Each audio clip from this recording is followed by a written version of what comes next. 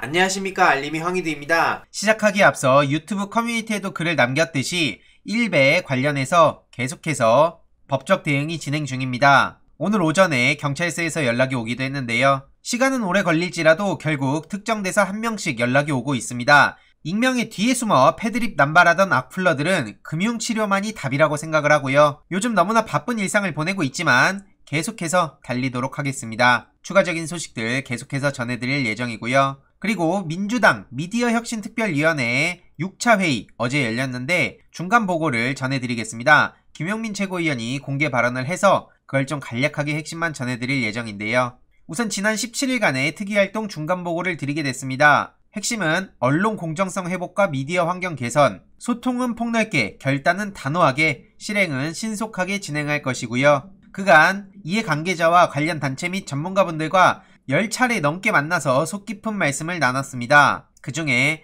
핵심적인 내용, 지금 중간 과정들을 보고 드릴 예정인데요. 일단 포털의 획일적 뉴스 배치를 사용자들에게 맡길 예정입니다. 뉴스와 미디어를 선택하는 구독제로 전환을 하고 사용자의 명확한 의사결정을 통해 서비스되는 방식으로 변화해야 되는 거고요. 포털 사이트에서 일방적으로 편집해서 보여주는 뉴스는 전 국민이 하나의 종이신문을 보고 있다는 것과 다를 게 없습니다. 이건 언론의 자유를 보장하는 게 아니라 도리어 언론의 자유가 제한되고 침해되는 결과를 가져오는 거고요. 민주주의 제일 중요한 게 다양성입니다. 편의를 위해 획일화된 정보를 모든 국민에게 공급하는 걸 제도적으로 방지해갈 예정입니다. 그래서 국민이 결정하는 방식의 뉴스 서비스를 제공하도록 계속해서 개선을 해나갈 예정이고요. 언론이 포털로부터 독립해서 본연의 역할을 할 수 있도록 필요한 입법을 해나갈 예정입니다. 지금 언론이 포털의 선택을 받기 위해 제목 장사에 치중하고 클릭 경쟁에 매몰되지 않도록 급변하는 미디어 환경에서 스스로의 경쟁력을 찾을 수 있도록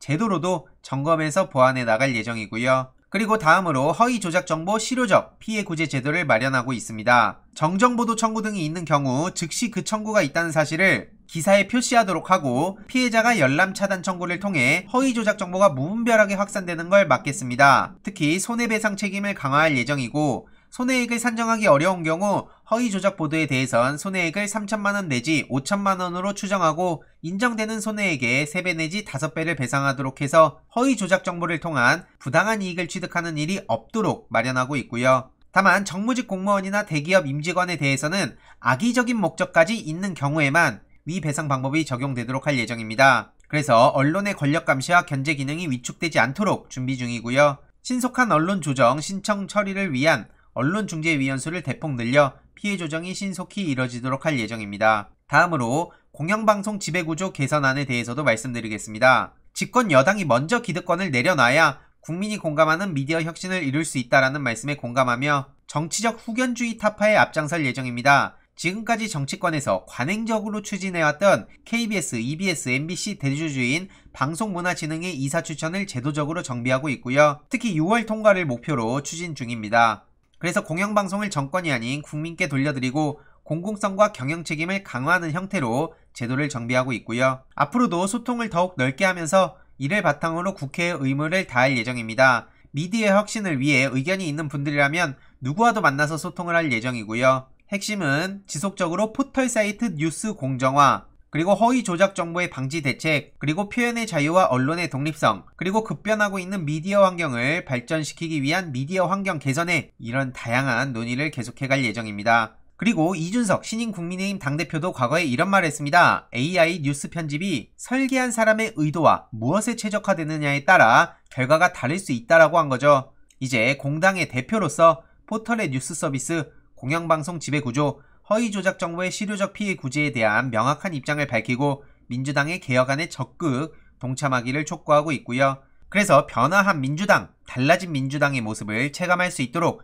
계속해서 소통해 나가겠습니다. 그리고 김용민 최고위원이 최근 이준석 대표의 병역 의혹 사실이라면 해당 과정 지원했던 청년 기회 박탈한 것이라는 주장을 했는데요. 그래서 병역 의혹 보도가 지금 나오고 있는데 여기에 진실을 밝히라고 촉구하고 있는 상황입니다. 강하게 목소리를 높이고 있는 건데 최근 SW 마에스트로 과정 연수생으로 선발됐는데 지원 자격이 되지 않는데 지원을 했다는 의혹과 관련된 내용인 거죠. 그래서 만약 지원 자격도 안 되는 허위 지원에 장학금까지 받았다면 업무 방해를 넘어서 사기죄까지 성립할 수 있다고 김용민 최고위원은 목소리를 높였고요. 이에 많은 네티즌들도 LH 부동산 투기에 분노하면서 국민의힘의 부동산 전수조사 꼼수에 대해선 왜 분노를 안 하는지, 그리고 병역비리 아빠 찬스에도 왜 분노를 안 하는지 선택적 분노에 대해서 납득하기 어렵다는 반응이 엄청나게 많은 추천을 받고 있고요. 한마디로 왜 공정과 정의는 항상 진보, 민주 진영에만 요구하는지 납득하기가 어렵다는 반응입니다.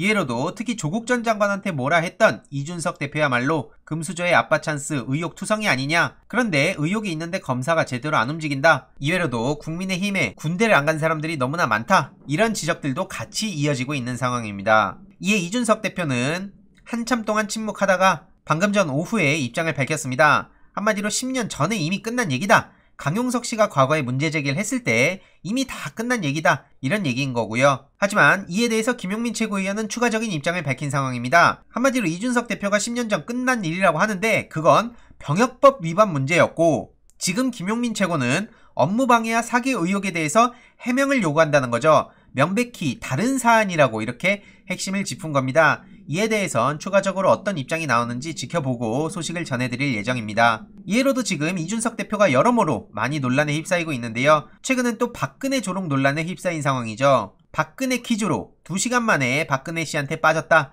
이게 굉장히 유명한 발언 아닙니까? 하지만 이후로 박근혜를 지금 손절했다. 이걸로 지금 많은 비판을 받고 있는데, 최근에 심지어 박근혜 씨를 조롱했다는 논란에 휩싸인 겁니다. 이 대표는 자신을 영입했던 박근혜 전 대통령에 대해 면회를 간 적 없고 면회 계획은 없다라며 내가 당대표 된 걸 감옥에서 보며 위안이 됐길 바란다. 이게 신문에 대놓고 나와서 엄청나게 많은 논란에 휩싸였죠. 지금 대놓고 조롱하는 거 아니냐, 한마디로 이런 논란인 겁니다. 이에 대해서 이준석 대표는 문제될 발언 하나도 없다라고 다시 한번 강조를 했는데, 이에 대해서 네티즌들은 많은 비판의 목소리를 이어가고 있습니다. 그리고 마지막으로 고일석 더브리핑 대표의 중요한 포스팅을 간략하게 전해드릴 예정인데요. 대구 MBC에서 최성해 위기절명 조국 대통령 막으려고 이런 포스팅을 남겼습니다. 동양대 표창장 사건과 관련해서 지독하다 싶을 정도로 정경심 교수를 몰아세웠던 이유가 밝혀졌다는 건데, 그 이유를 스스로 밝힌 녹취 파일을 대구 MBC가 오늘 저녁에 공개한다는 겁니다. 동양대 표창장 사건은 최성해 사건이고, 이건 최성해의 말로 시작돼서 최성해의 말로 판결까지 내려졌죠. 한마디로 재판부까지도 최성해의 말을 예수 그리스도나 부처님의 말씀처럼 받들면서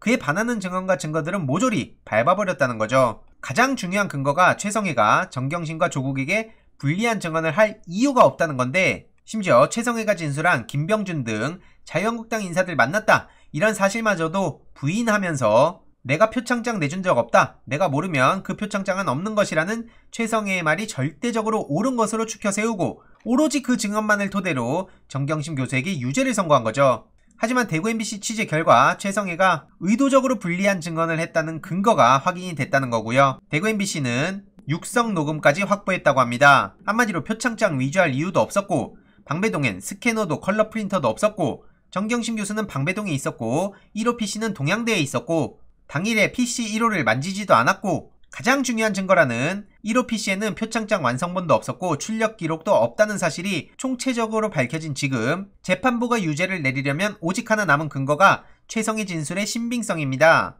그런데 오늘 공개할 녹취는 이 최성해의 내용을 조목조목 뒤집는 내용이고, 쉽게 말해 최성해의 진술을 믿을 수 없고 의도적인 진술이었음을 확실하게 보여주는 내용이라는 거죠. 최성해 보도의 활용 점정이라고까지 표현하고 있는데 오늘 저녁 8시 20분에 보도된다고 합니다. 시청해주시고 주위에도 널리 공유 부탁드리고요. 저 또한 계속해서 소식 전해드리도록 하겠습니다. 이번 내용도 유익했다면 구독, 좋아요, 알림 설정, 멤버십 가입 정말 큰 힘이 된다는 점 말씀드리고 싶습니다. 이번 내용도 주위에 널리 공유 부탁드립니다.